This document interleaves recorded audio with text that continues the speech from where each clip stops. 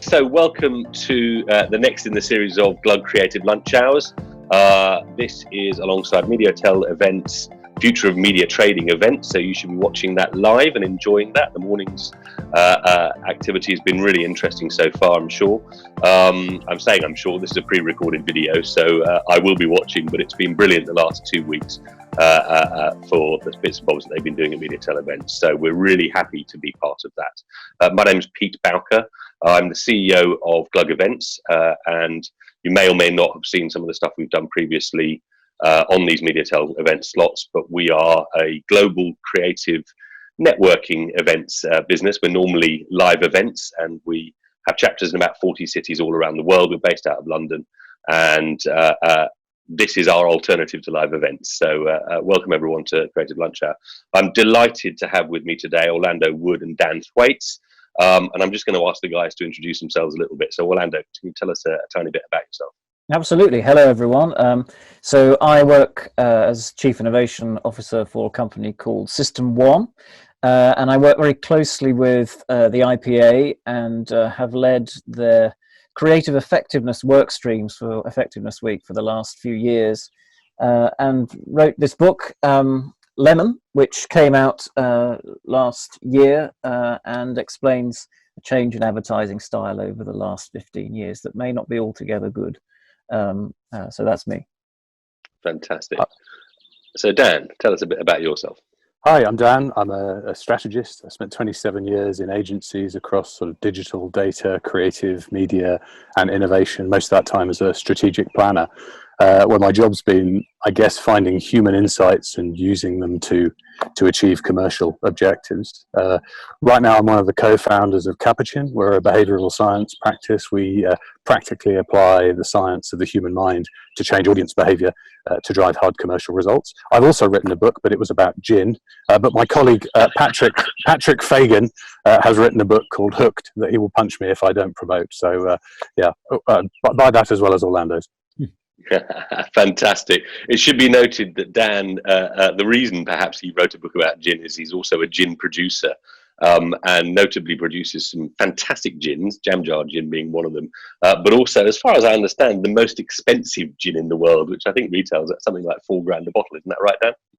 Yeah, that's right. Well, it's mostly my wife who does the clever stuff. But okay, that's always the way, though, isn't it? Fantastic. So, the topic today is all about creativity, science, data, psychology, and marketing. Obviously, we're sitting here as part of the Future of Media Trading, and this being the Glug slot, that's all about the creativity, really. So the questions we're going to run through are really all about understanding where creativity sits within modern marketing, within modern advertising.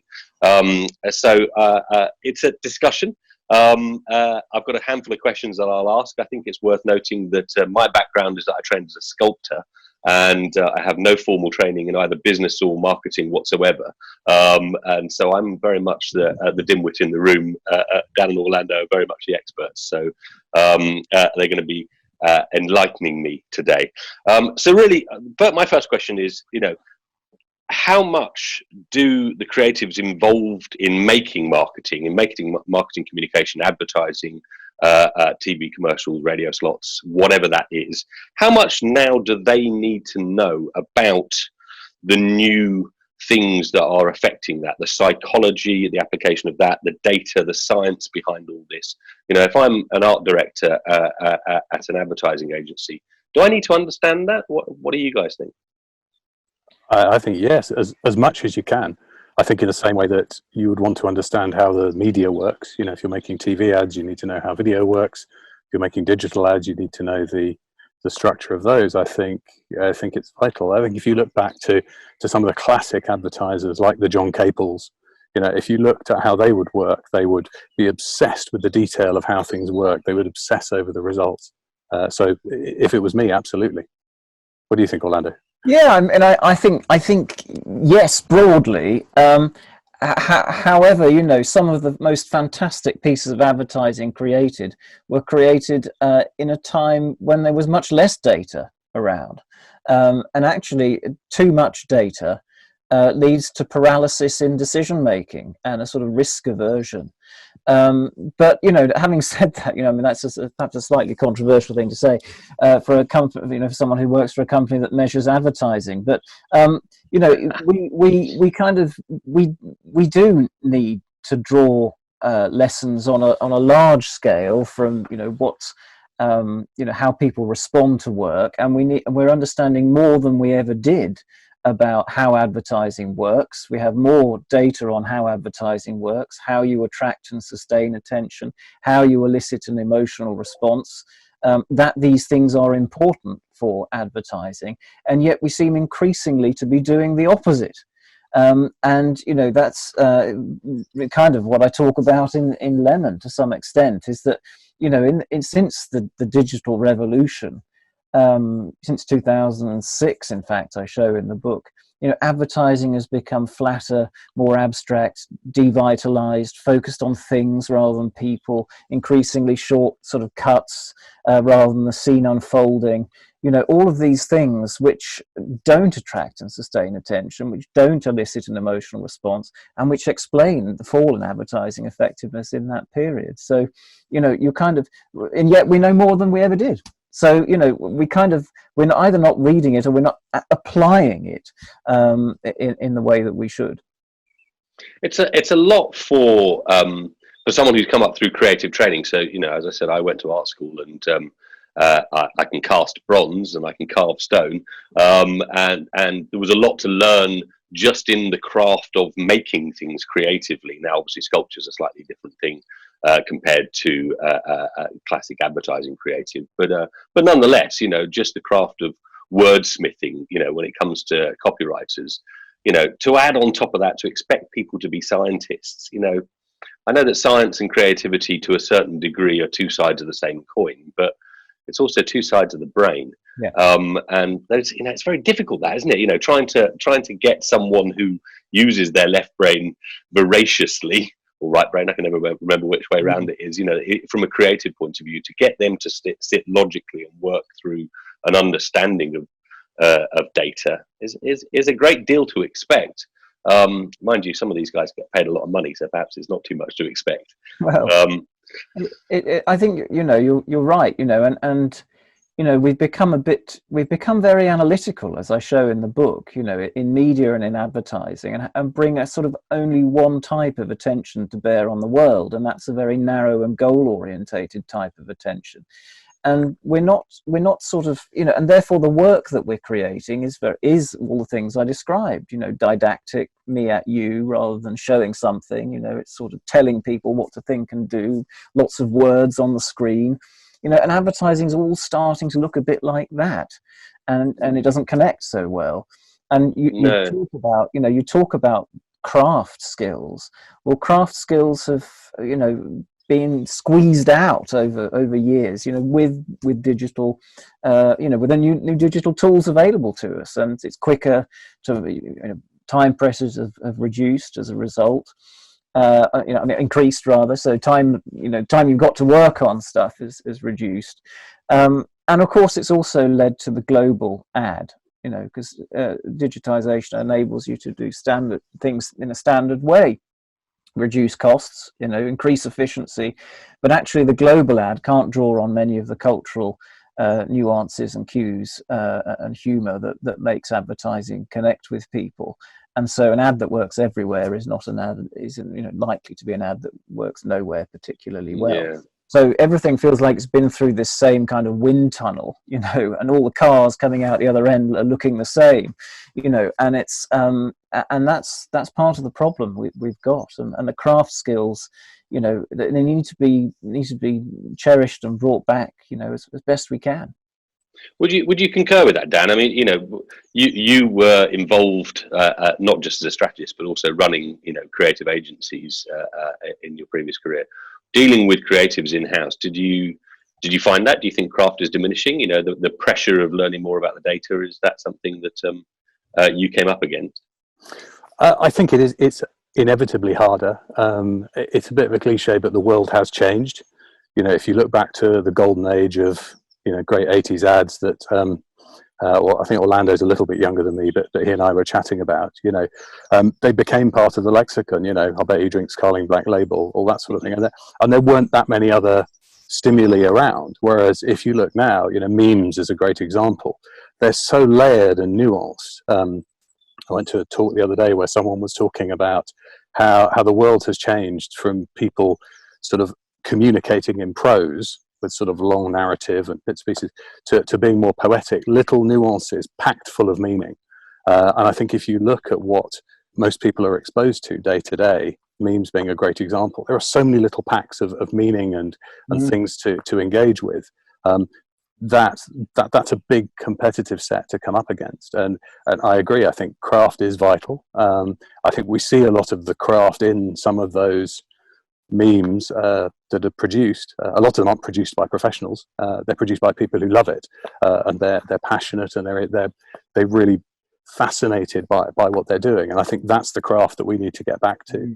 And in fact, many of the great pieces of advertising of the 80s, that we talk about, the kind of Carling Black Label, the Hofmeister Bear, all of those things, even the Smash Martians in the 70s, they were kind of they were devices really that got people talking about stuff in the playground or wherever else, and that's what memes are in this sort of digital world. And they have a lot in common actually with those things.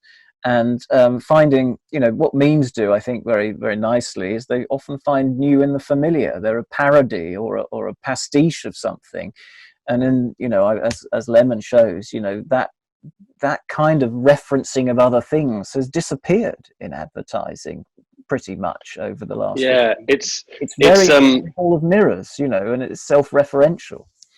It's an interesting thing, isn't it? I mean, I was jumping about our question list slightly, but one of the questions we're talking about is, the je ne sais quoi, that element of empathy, that really great, the old great advertising creatives, they just nailed it, and it's very difficult. It's very difficult to put your finger on it, and I'm actually to say that I'm pretty sure that you guys, probably applying your scientific brains, could actually describe why it is that works, whatever that is. A good example.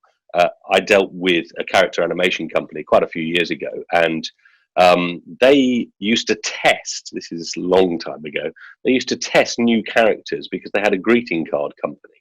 And they would put a still of this animated character on the front of a greeting card with some sort of generic phrase next to it. And they'd send all these greeting cards out. And the ones that just sold, that was the characters they developed. Because they couldn't say why. They had all sorts of different brilliant characters they would develop. And they in the studio might say, oh, we love this little blue alien guy, whoever it is. Put him on a card, no one buys him. Turn him green, everyone buys him. No one really knew at that point why that was. And I think that there is, the better, the more bursting with empathy creatives perhaps have that je ne sais quoi. They have that understanding of what is going to connect, should that override the science sometimes? Or are the two things actually just, the science is a descriptor for why? Dan? I think the science can inform that. I think where it doesn't work is creatives produced all their work, and I think my broadband might have dropped out for a second. Can you still hear me? Yeah, we can hear you now. Okay. I think where it doesn't work is where you try to crash the two modes together, where you creatives try to work, and every seconds it's like, no, like that, not like that, not like that, and nobody likes that. No one likes that in whatever they do. But I think there are a lot of opportunities to learn from that. In science, ultimately about experiments. You use data to come up with a hypothesis. You then test something and try it out. And I think, given that we have that much more point that we want to interact with audiences, there's more opportunities to do that and to get into more nuance. To dig much more into personality. Advertising in general is overpopulated with extrovert, which is why a lot of the scenes you see are sort of, parties with lots of people there. Well, if you're an introvert, then you won't find that motivating. You will find that exhausting and tiring and dreadful. And you can get into much more nuance on that. So if you can tell a creative, right, we're going to target this particular work, and we're going to target at people that are more open, so they're motivated by curiosity.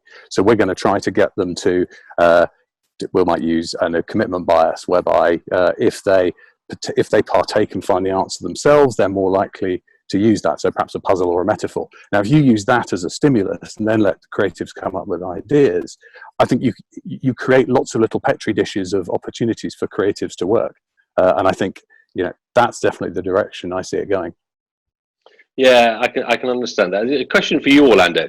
So we're talking a lot about the creatives and how they need to understand a little bit better and to be served by that science, but to be able to take advantage of that, they need to understand it a little bit.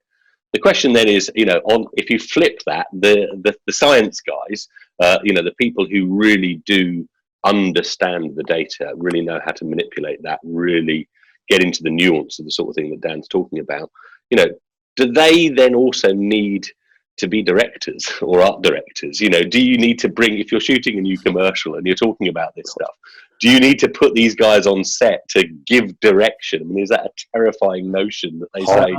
I would say heaven forbid. Yeah, exactly. I think what look, to answer your original question and hopefully help with that one. I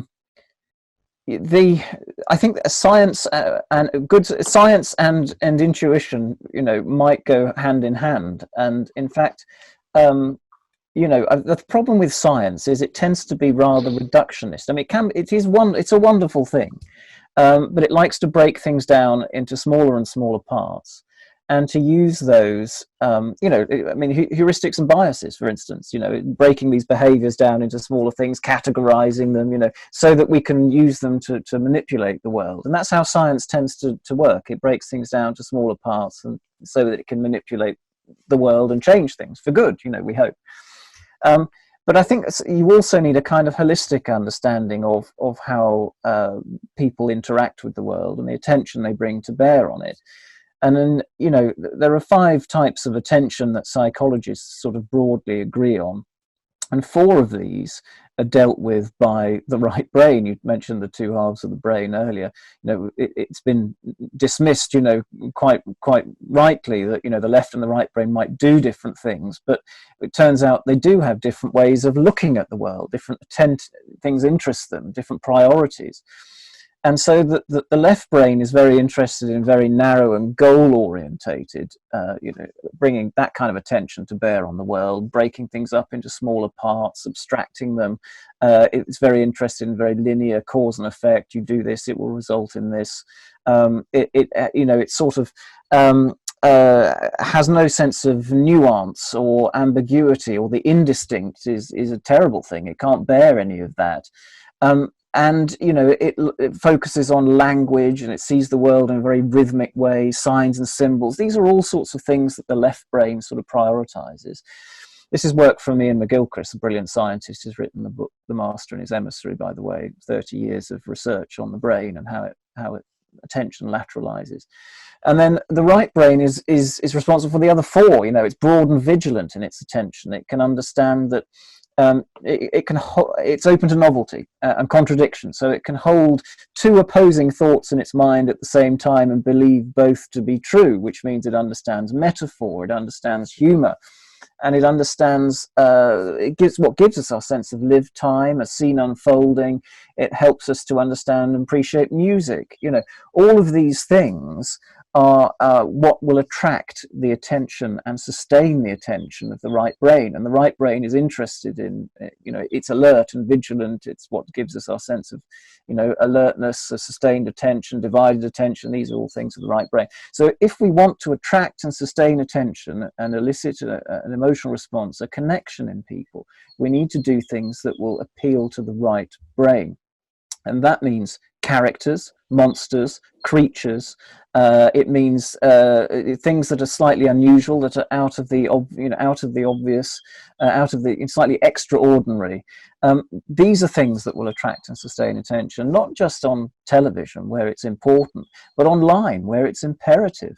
So that's the sort of where, that's how science, I think, can help advertising and help creativity. And that's what I talk about a lot in Lemon. But that's that's my view of it anyway.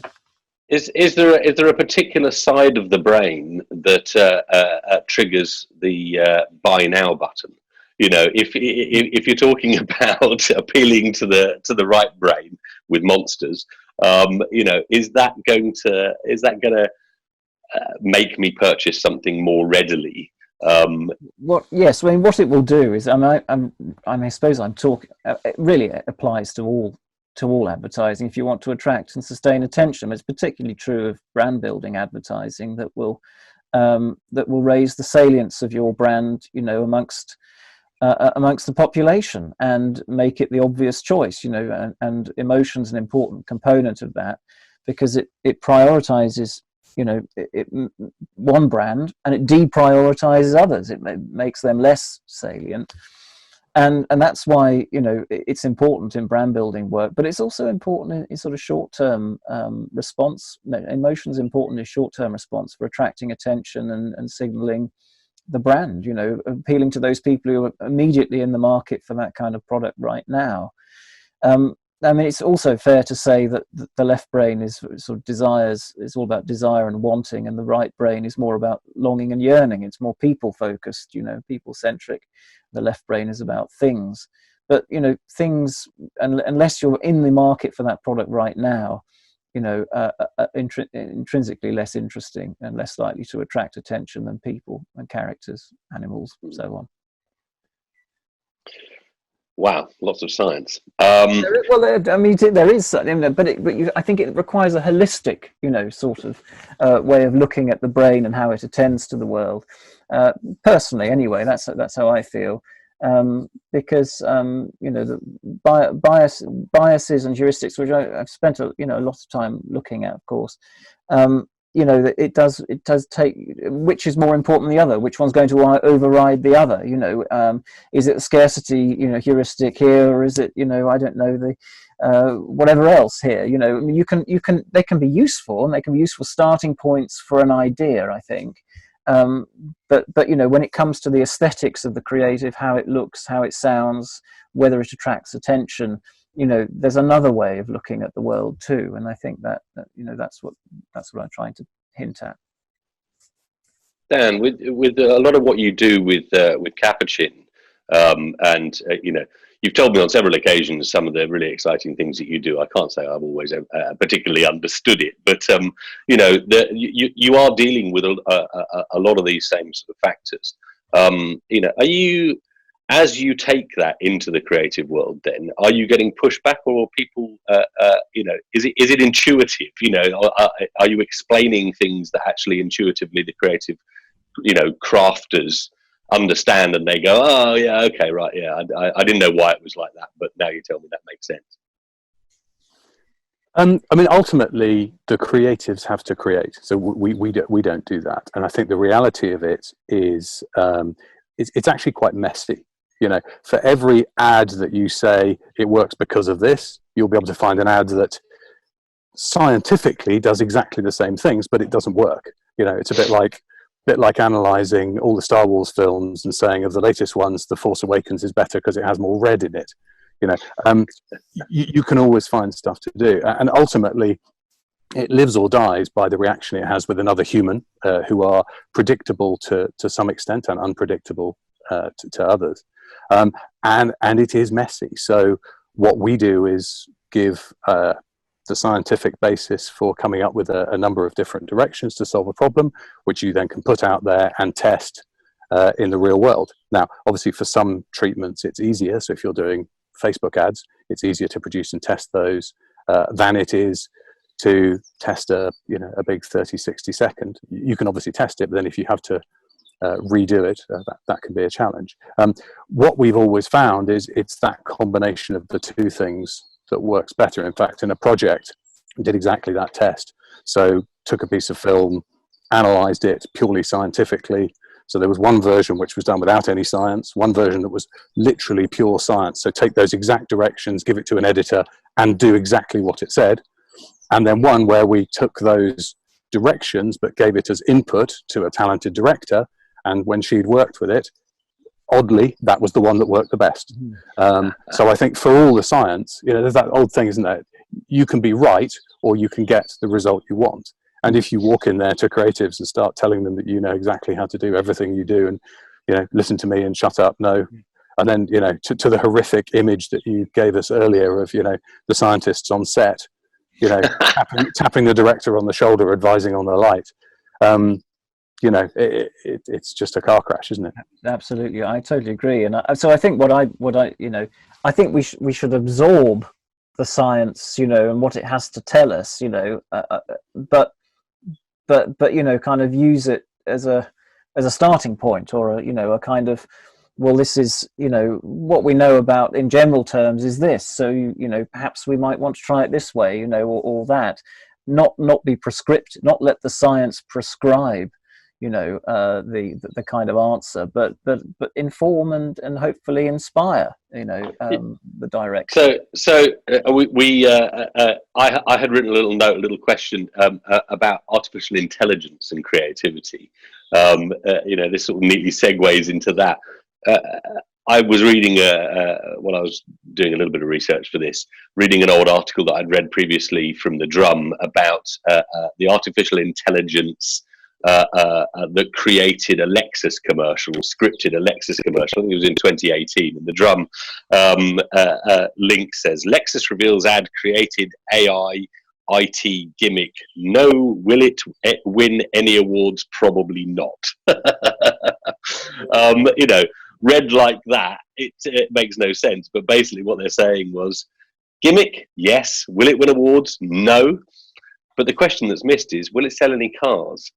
I think that there's sort of two-part question for both of you, really, is A, do the ends justify the means? If you can get AI to create an ad that no one likes but actually increases sales of Lexus, and there's no proof that ad ever did anything like that, but as far as I could tell, but do the ends justify the means? Advertising, marketing, one of the ways it works, and we referenced, I bet he drinks Carling Black Label. We had Sir John Hegarty on stage at Glug last year, and accidentally we were showing the famous Levi's ad film, and we accidentally showed the Carling Black Label film instead, much to the uproarious appreciation of the crowd.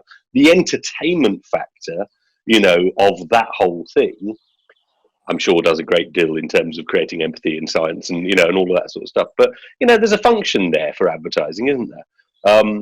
Like I say, should we let AI get rid of that if it's just about selling stuff? Because that's what we're being paid to do.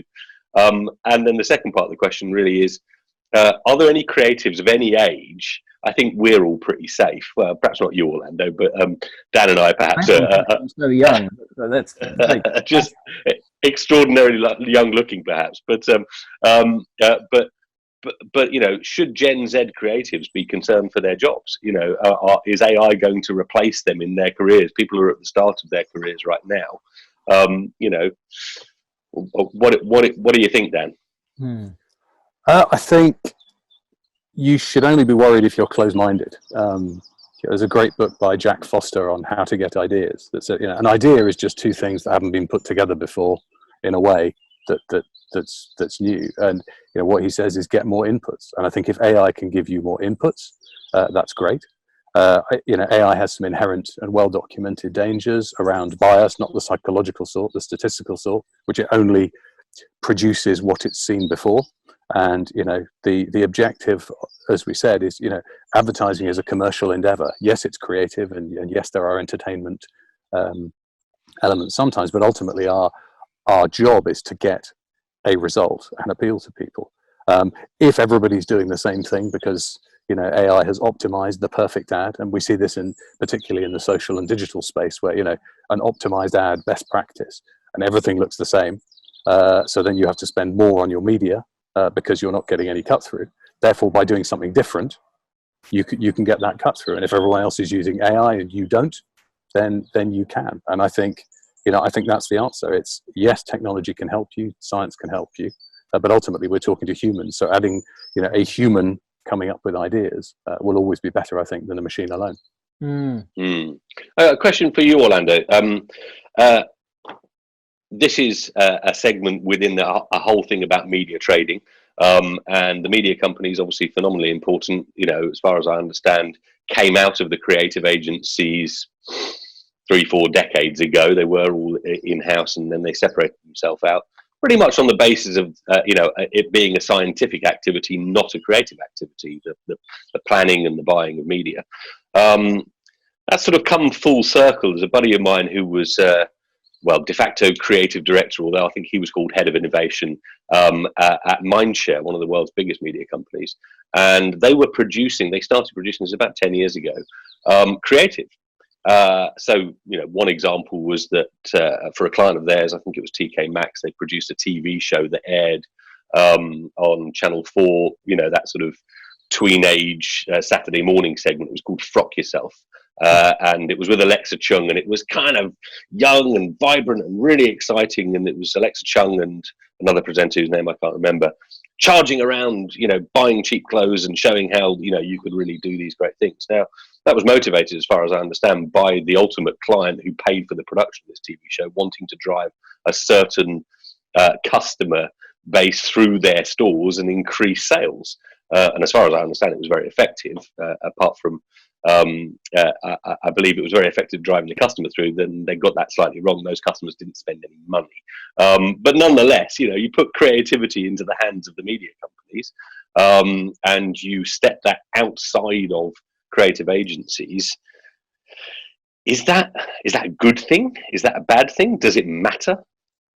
I think there's probably a certain inevitability about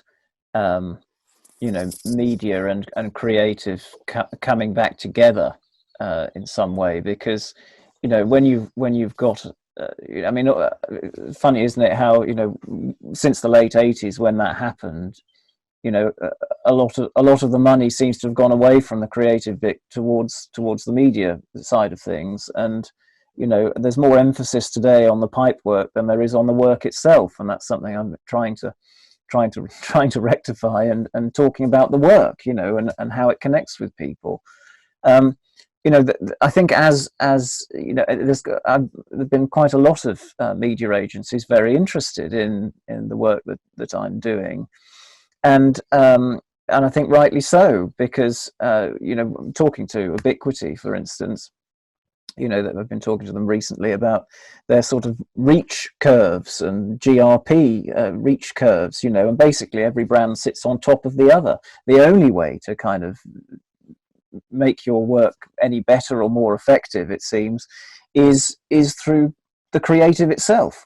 And we've become too interested in the pipes and not enough in the work in recent years, and it's about time it kind of flipped back, and I think you're starting to see that happen, and I hope it happens.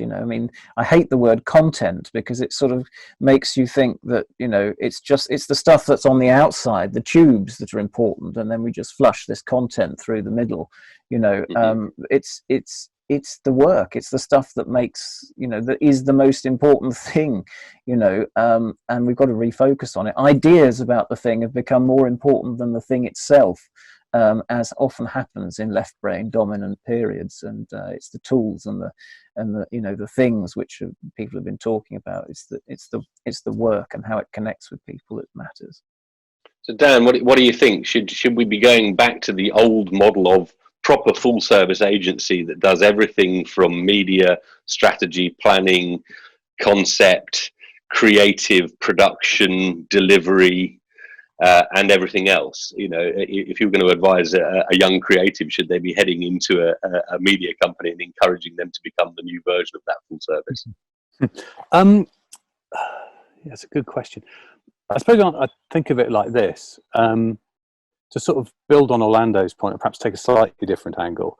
I think knowledge of the pipes is important, because whatever you've got to create has to go down the pipes, so having being able to pull all those skills together. I think Orlando said something earlier about, people having a broad understanding. People used to talk about T-shaped people. I don't think you can be completely oblivious to the pipes that it has to go down. And I think if you obsess too much with the pipes, you become a plumber, to twist that metaphor right up. I suppose get as much juice as I can out of that. I think if I was advising someone coming into the industry now, I think yes, an understanding of those things. But I think the most important thing is a culture where those things can work together. I think if you ask most clients, I don't think they think they're short of skills, of people that can do those things. It's just they all sit in 20 different companies, all of whom send 10 different people to all discuss it / argue for their budgets. So I think the aim is relatively clear. It's down to people again, isn't it? It's how these people can work with all this complexity at the speed they need to. I think we may have lost Dan momentarily.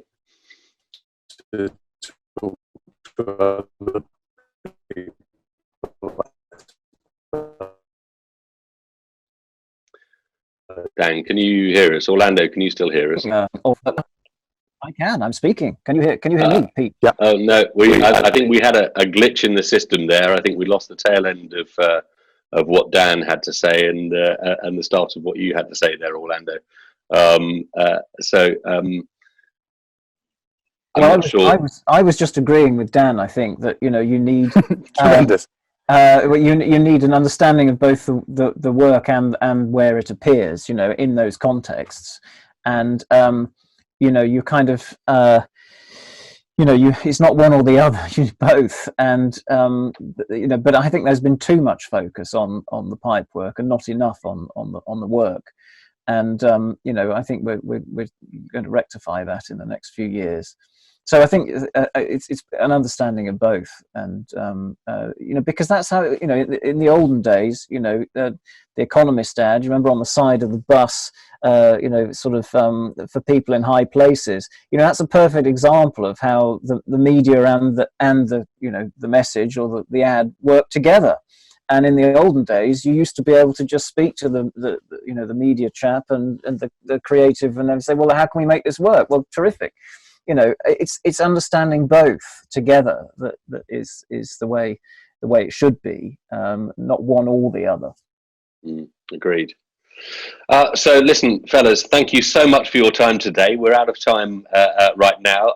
This is a conversation that really could go on and on and on, but it's been really interesting and really useful to hear from both of you. So again, to Orlando Woods and Dan Thwaites, thank you very much. This has been the Glug Creative Lunch Hour.